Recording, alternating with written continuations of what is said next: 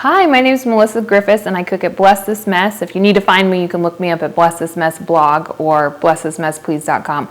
So recently, just this weekend, I taught an Instant Pot cooking class in my community, and I thought that it was so valuable and I had so much fun doing it that I wanted to record the class so that more people could see it. This is Instant Pot 101, and this is a great introduction to Instant Pot or electric pressure cooking. And it doesn't need to be Instant Pot specific. And this will help you to decide if you want to get one, and if you've already have one and you haven't used it a lot, this will help get you more comfortable with your Instant Pot in your kitchen because it's a huge tool. I really, really like it. And I'm here to tell you like the pros, the cons, frequently asked questions, common problems. We're gonna hit it all so that you feel really confident getting it out of the box or getting it off your shelf or going to get one if you don't have one yet. So first up, what is a pressure cooker? I feel like if you understand what a pressure cooker is, you will understand some of the uses of it and why it might be good for certain dishes. Okay, you need to know an Instant Pot is a pressure cooker. And a pressure cooker, we used to keep them on the stove, and they had a thing and they went ch-ch-ch-ch-ch. You might remember your grandma or your mom using one. And an Instant Pot isn't the only one. So instead of a stovetop pressure cooker, this is an electric pressure cooker. And an Instant Pot is just the brand name for a common, it's probably the most popular brand of electric pressure cooker. There are definitely other brands, and I think if people are selling them, they have a good product. Do you know what I mean? So if you bought an Instant Pot, that's great. I have that brand, and if you have or were given a different brand of electric pressure cooker that is not necessarily the Instant Pot name brand, it will still work great, and things are very interchangeable. So this will work for any electric pressure cooker, specifically Instant Pot, because that's where I'm familiar. So most Instant Pots come with two pressure settings, high and low. High pressure setting on an Instant Pot ranges between 10 and 12 psi, which is about 230 degrees Fahrenheit to 245 degrees Fahrenheit. So that's showing you that it's cooking hotter than the boiling point of water. And then the low setting is about 5.5 to 7 psi, or pounds per square inch, and that's cooking about 229 degrees to 233 degrees. So if the internet or anyone tells you that you can pressure can, like put food in glass mason jars and put the lid on and can it and make it food safe and shelf stable, that's not true, because it does not have enough pounds per square inch or a high enough temperature to kill the bacteria. So don't try, unless your model specifically says that you can do pressure canning. Don't can in your Instant Pot. Most models are not made for it because they don't get hot enough. The standard is high. 90% of recipes that you will find in Instant Pot or pressure cooking cookbooks will be for a high setting. A few will be on low. Low might be soft boiled eggs, fish, and tender vegetables, just because you don't need them to cook as high. You lose some of the benefits because it kind of can destroy or make them too soft or overcook them. The size of your Instant Pot does matter. The most popular or most commonly bought size is the 6-quart.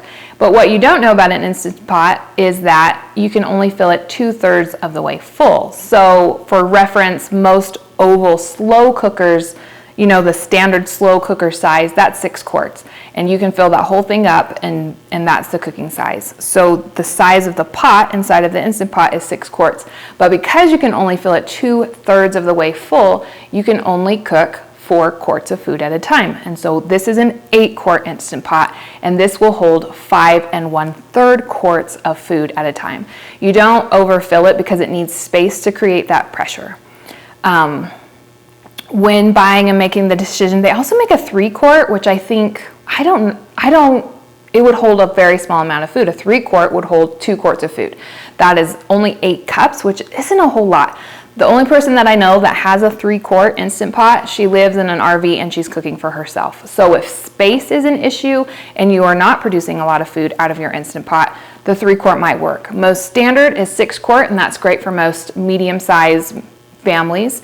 And then I have always gone with the 8-quart because I do a lot of cooking. I'll cook a lot of rice and take it to a church function, or I'll make a double batch of a soup and I'll serve it to family on Sunday night.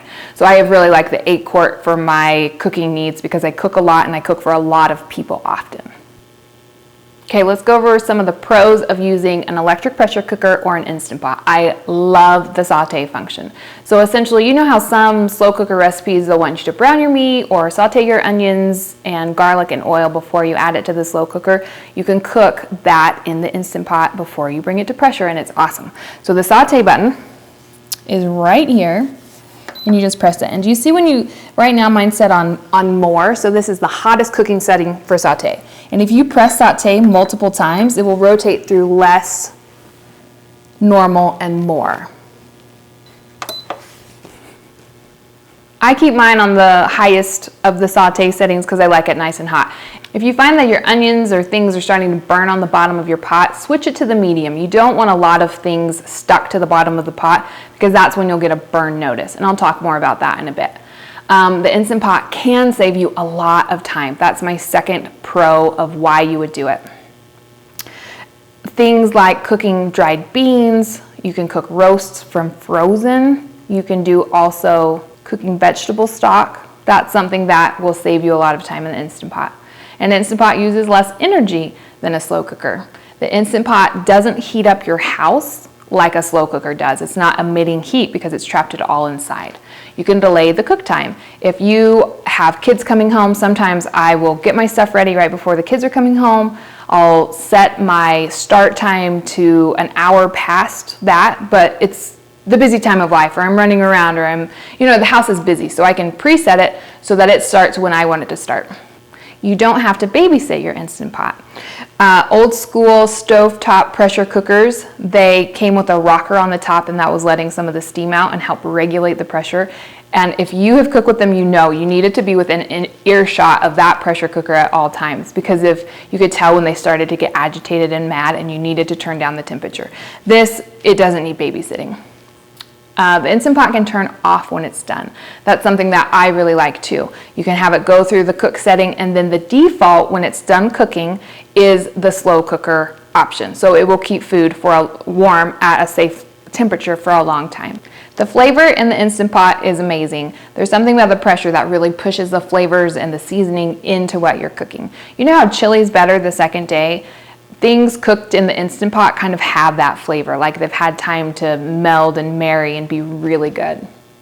Something else I like about the Instant Pot is that you don't have to convert recipes for the size of the pot. As long as you're not filling it over that 2/3 full, you can create a recipe in a 6-quart or in an 8-quart, and you don't need to make any adjustments. The issue with the 8-quart, not an issue, just something to be aware of, is because it is larger and there's more space. If you've done a soup recipe, it would fill up more space in a 6-quart, so it will come to pressure slightly quicker and it will release its pressure slightly faster. So for instance, if my pot takes 10 minutes to come to pressure and another 10 minutes once I have done the quick pressure release to come down from pressure, in a 6-quart it might take 6 minutes. I bet there's about a 40% time difference. So 6 minutes to come up to pressure and 6 minutes to come down from pressure.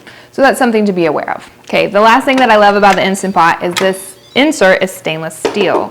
What's nice about that is there's no nonstick coating or anything that's going to chip off later, and it cleans really easily. Okay, the cons of using an Instant Pot are it's not the best tool for every single ingredient. I think a lot of people want it to be the cure-all. I don't put a lot of tender vegetables. I don't cook broccoli and it just kind of turns it into mush. And another thing, it's not always faster. A lot of people think the word instant means that their dinner should be right away, and that's not true. I have a broccoli and cheese soup recipe on my site that I love, and it has like a 1-minute cook time, but it still took you 10 minutes to get it up to pressure, another 10 minutes to get it down from pressure, so you're still looking at a 25-minute soup recipe, which is quick, but it's not a 1-minute soup recipe. And last, your Instant Pot is not going to blow up. Under proper use, when you follow the instructions, when you read the manual, it will work properly. The perk of using an electric pressure cooker is that it has fail-safes built in. It will stop cooking and it will just shut itself off if it gets too hot or too much pressure, and that is the perk of using it. So read the user manual, get friendly with it, but it's very safe, and I have never had any issues using it. Okay, here's a list of things that I love to make in my Instant Pot. I think it's where it really shines in recipes or ingredients that I would encourage you to try at your house. So grains. This is a great way to cook dried grains. I do farro and barley and steel cut oats. My favorites, rice and dried beans. I didn't cook dried beans before I had an Instant Pot, and now that's all that I cook. It's really, really simple. I'll do a great big batch of beans, and then I'll just portion them out and keep them in the freezer so that I essentially have canned beans. They taste just like them, ready to go in my freezer for other recipes when I need them. Cooking beans from dry is very cost effective and it reduces waste quite a bit.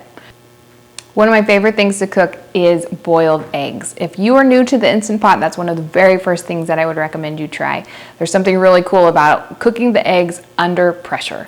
Store-bought eggs and fresh eggs, they tend to stick. The white will stick to the shell a little bit. When you're peeling it, it's kind of a mess.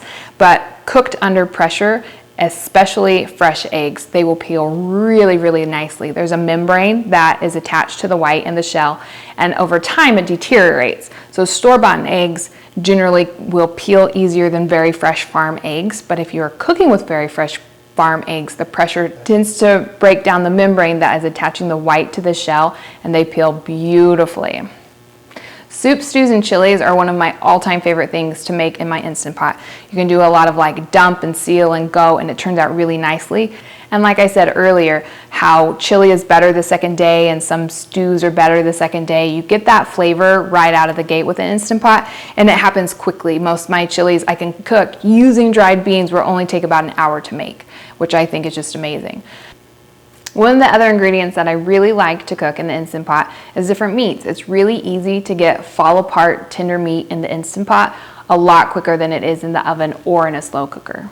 Okay, one thing that I have found is that if your meat after you open your Instant Pot isn't falling apart tender, it's actually because you haven't cooked it long enough. A lot of people will have issues with tough roast, and I'm here to encourage you to cook it longer, and then it will break down those connective tissues and you'll get really, really tender meat.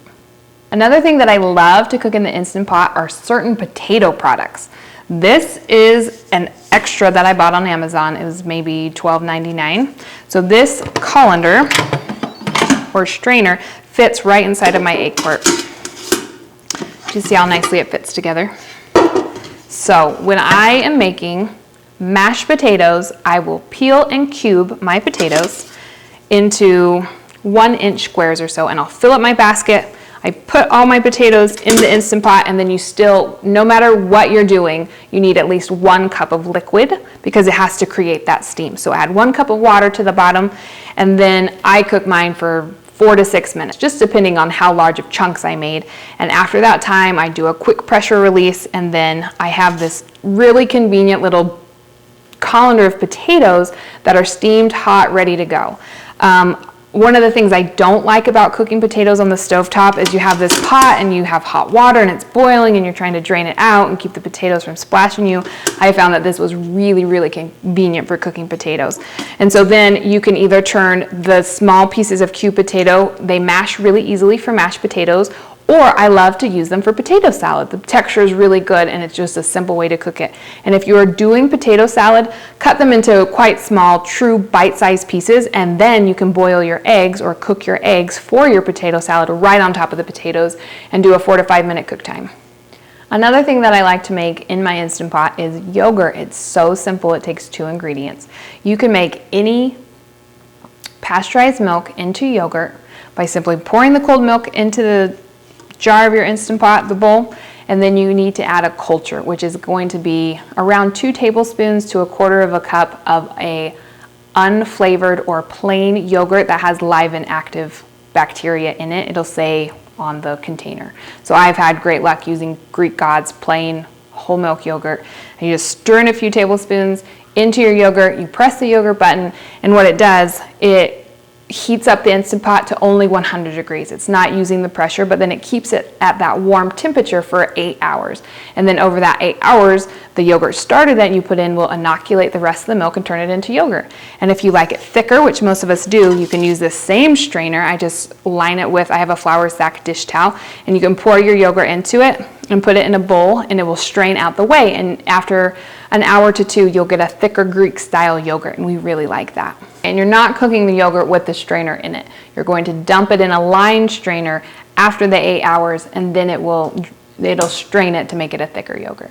Another thing I really like to make in the Instant Pot is homemade chicken stock or bone broth. Really, really simple. I generally let it pressure cook for 4 hours, so I'll set it after dinner or something and let it cook for 4 hours, and then the default setting is that slow cooker or hold at an appropriate temperature, and so I just let it sit overnight. So it'll come down from pressure, it'll stay warm, and in the morning I'll strain it and I will have beautiful broth that took no effort. One of the other things that I really like to make in my Instant Pot is to cook hard winter squash, like butternut squash, spaghetti squash, acorn squash. They all cook really, really well. So I would take a whole butternut squash, use your strainer, so put the cup of water in it, add the squash, whatever it is, and you can cook it whole under high pressure. And then when it comes out, butternut squash are so annoying to cut. If you know, you know. So after you've pressure cooked them, they're really, really tender. So then you can just cut it in half really simply. I use a spoon to cut out the seeds. You can almost peel the skin off, or you can just scrape out the insides really easily.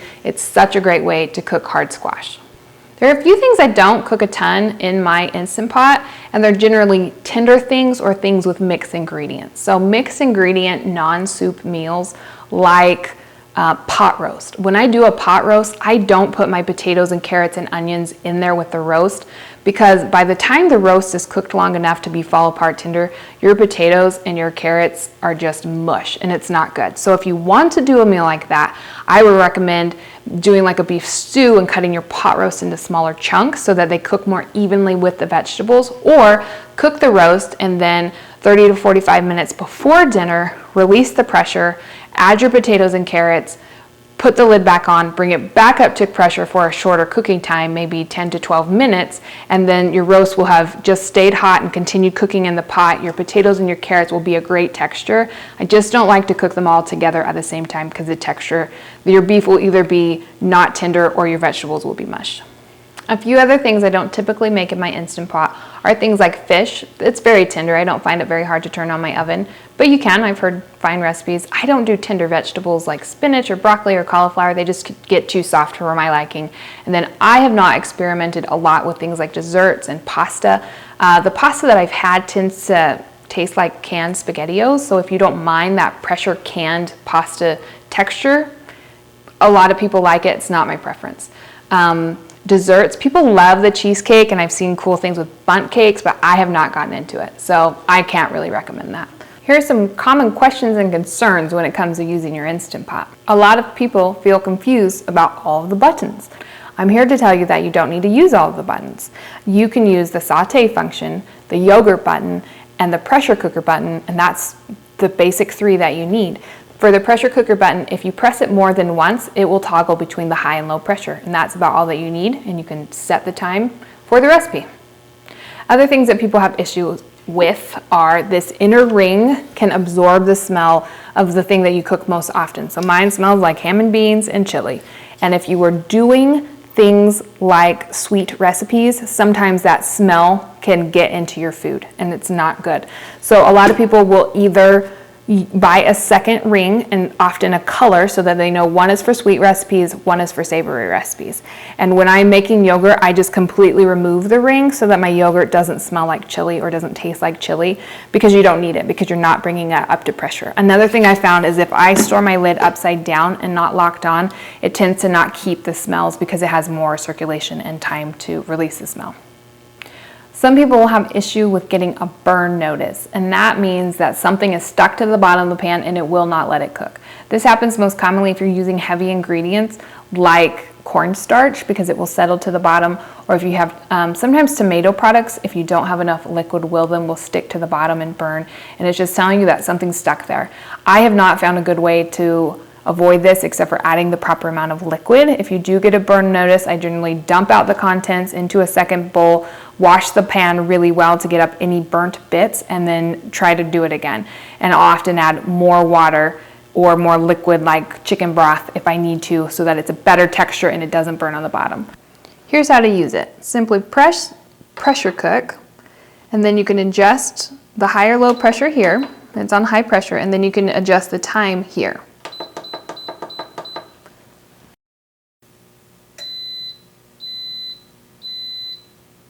So that 40-minute cook time will start after it comes to pressure. So when it says on, it's raising the temperature, and then once it is fully pressurized, it will start counting down from 40.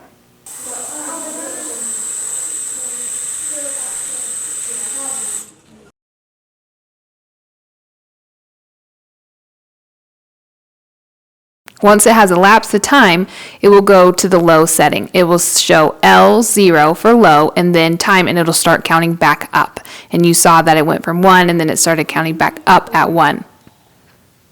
If you just let it sit at the low setting, it will come down from pressure on its own. Most take 20 to 40 minutes to do that, and that's called the natural pressure release. You just let it come down through a natural timeline.